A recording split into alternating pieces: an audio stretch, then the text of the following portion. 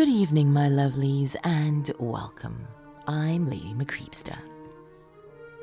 Halloween may be over for some, but for us, it lasts all year round. Today's tale is also a Halloween-themed tale, but I knew you wouldn't mind, my dears. This story is from Creepypasta Wiki and is by author Gomez Capulet. Before we begin though, a quick thank you to my beautiful dark family on Patreon for all your continuous support. Ghouls such as Danny White, Nicholas Corries, Dawn Fritzwater, Melissa Perez, Honey Santiago, Oliver Dace, Karen Parrott, L. Andrew Augustus, Dana Fringer, Stephen Aguilera, Tay the Fluth, Bill Thornsley, Laura Setter-Penry, and the rest of the ghouls listed in the episode description below. If you too would like to join these ghouls as a part of my dark family, go to patreon.com/LadyMcCreepypasta.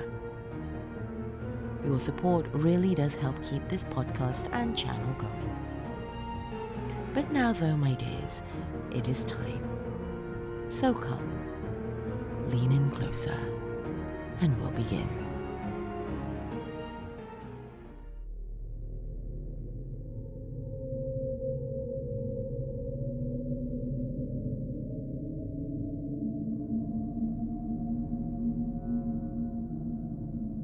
Pardon my French, but I can't fucking stand today's kids. You know what I mean, right? It's not like it was back in the day. Everything's gone wrong. As far as I can tell, it all started when the aliens killed Kennedy. They went and dropped a crystal superstructure on Dallas, and that was that. I was in the 3rd grade back then. It was all any of my school friends seemed to talk about.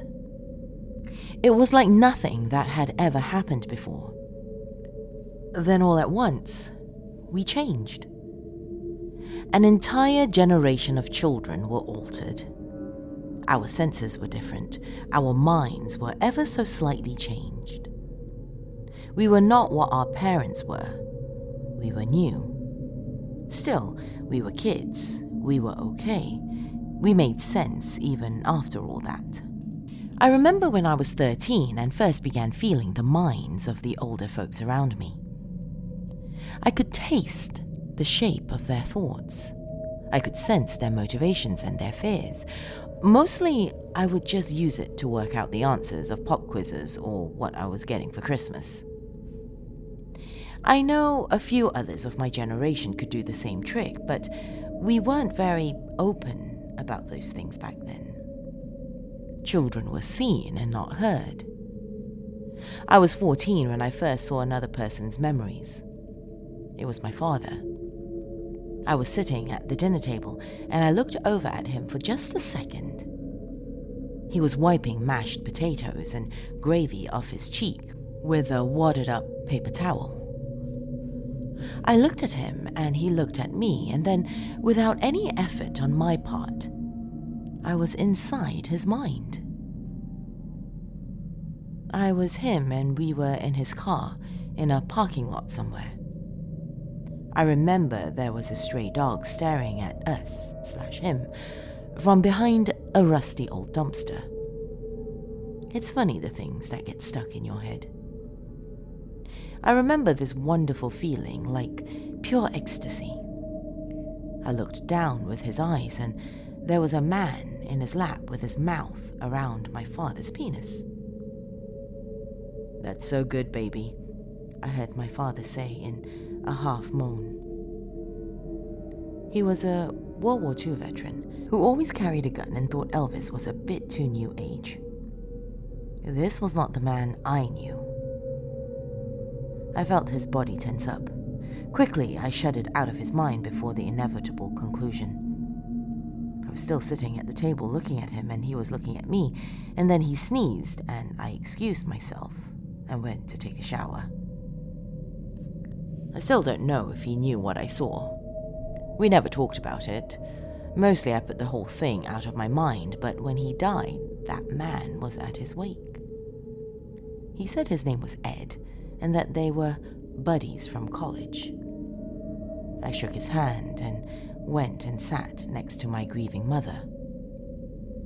That was all so long ago now, it hardly matters at all. It probably sounds funny to folks these days, caring if your father was gay. We live in such a different time. I remember when I was about 19, the Indigo children started being born. It was all over the news. They were like us, but more snake-like in appearance, with forked tongues and vibrant, multicolored, scaly skin. It wasn't longer after that they started being born with tails and stingers and fangs. I was a modern enough guy. I didn't hate them. I wasn't afraid. It was just a bit queer, you know? Hanging out with friends who had kids got really uncomfortable. Eventually, I made a point of avoiding those friends. Sooner or later, they became strangers. These days, the children aren't even children anymore. They're floating, twisted monstrosities. They leak their yellow sludge from curled and scaly tentacles. Their eyes are black and soulless. I've heard it said they don't even have blood in the same way we do. It's made of different stuff. How can they be our future?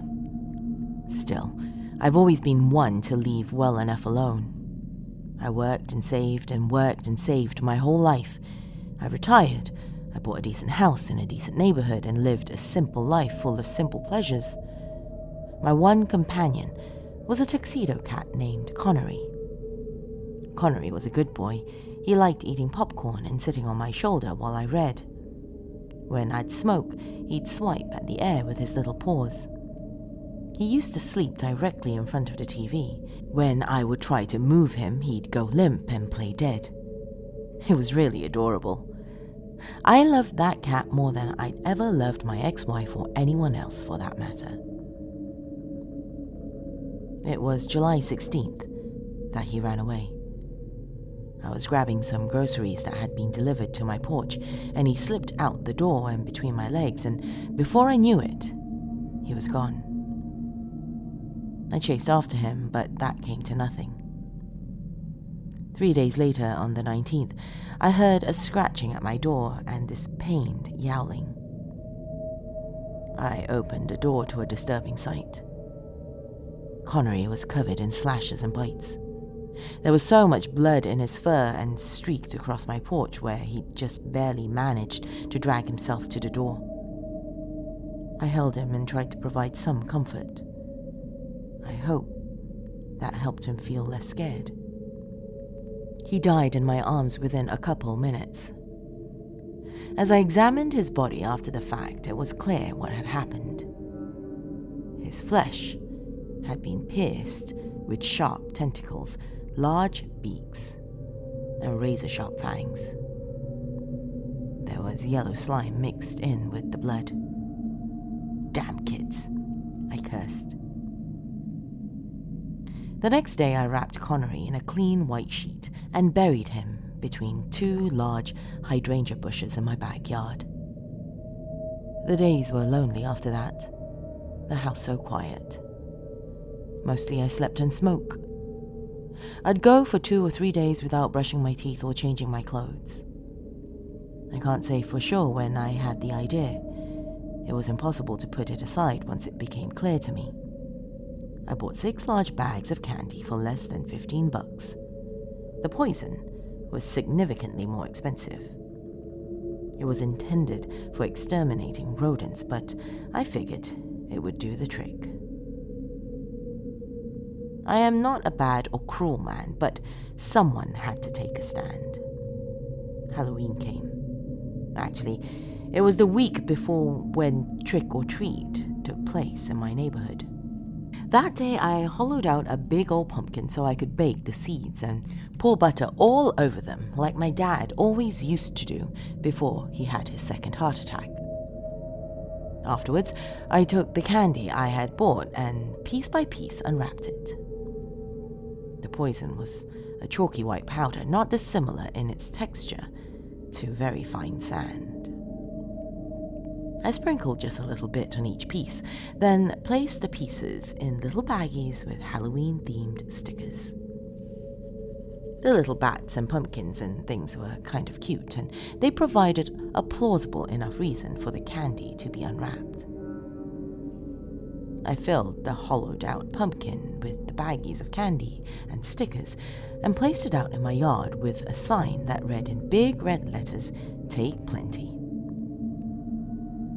Then I poured myself some gin and Sprite, took a seat by my living room window, and waited. Darkness came soon enough. Then the monsters came out, dressed as astronauts and cowboys and Disney princesses. I watched as they went from house to house. Their less freakish but still grossly mutated parents followed behind them with tired, dead eyes. The children were so strange to look at. I mean, that wasn't news to me, but I'd never just sat and watched them before. They were whirling balls of limbs, beaks, teeth, and stingers like machines made of flesh and bone solely existing to consume and destroy. Their laughter was similar to nails on chalkboard. Even the air around them seemed to be made revolting and impure by their presence. The blades of grass and flowers they touched wilted and died. These kids truly were poison to the world. Child after child floated up and took their candy. They squealed with what must have been glee but was as unsettling and hair-raising as any wolf's howl. A kid dressed in a vampire cape wearing a fake plastic ruby around the closest thing it had to a neck approached cautiously. It was a fat kid with massive clear and veiny sacks of fat hanging like revolting Christmas tree ornaments from its tentacles. It came up to the pumpkin, grabbed a bag with a chocolate bar inside, then proceeded to open the bag. The little bastard flung the candy and stickers into its disgusting mouth and ripped them apart with the efficiency of a blender. I'll admit, I let out a small chuckle. Suddenly it went limp, convulsed twice, then collapsed to the ground, dead. The other children and their parents all stared silently at the corpse for just a moment before it went burst like a squeezed zit, spraying brown, green, and dark red pus all over my well-kept yard. I expected fear. I expected some kind of awful, terrified reaction. I could not have predicted what actually happened. The surrounding children shrieked in delight and swarmed the remains of their dearly departed comrade. All at once, they gorged themselves on the fluids and the flesh of the dead. They forgot about their candy. This is what they really craved. Then, as if a miracle, the cannibal freak children began to collapse and die themselves. Their parents moaned and tutted in annoyance at their children's gory fate. Soon, my yard was completely covered in bubbling mush with bits of tentacle and bone coating the front of my house. It was overwhelmingly beautiful, despite giving off a smell of sour milk and sweaty asshole. The parents left.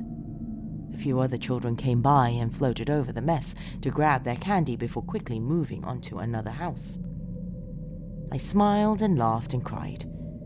This was so wonderful and so freeing. Still, it had hardly been any more than a mild distraction from the nightmare which was the ET generation come to replace us. I don't think I had planned to do what I'm doing now. Maybe it was always in the back of my mind. About an hour ago, I went out to my messy yard and took a candy bar from inside the hollowed-out pumpkin. It was sticky with meat juices. I wiped it off and carried it out to my backyard along with a glass of cheap white wine from a box. I'm finishing the wine now. It's not bad. It's not great, but not bad. The candy bar is melting in my hand. I can just barely see the poisonous powder sticking to the chocolate. I'm sitting in the grass by Connery's grave. I pat the ground and pretend he can sense that I'm there. Maybe he can. I suppose cats have souls if any of us do. Now it's time to leave this damned mess. I bite into the chocolate. It's so sweet. It tastes like a simpler time.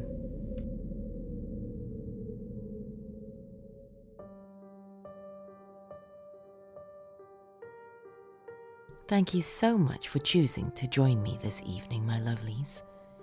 If you're watching this on YouTube and enjoyed this tale, do remember to give this video a thumbs up and leave me a comment below. This does help others find my realm as well. If you've just stumbled upon my realm, be it on this YouTube channel or the podcast, be sure to hit subscribe before you leave. Once again, thank you for joining me, my lovelies. Until next time, sweet dreams.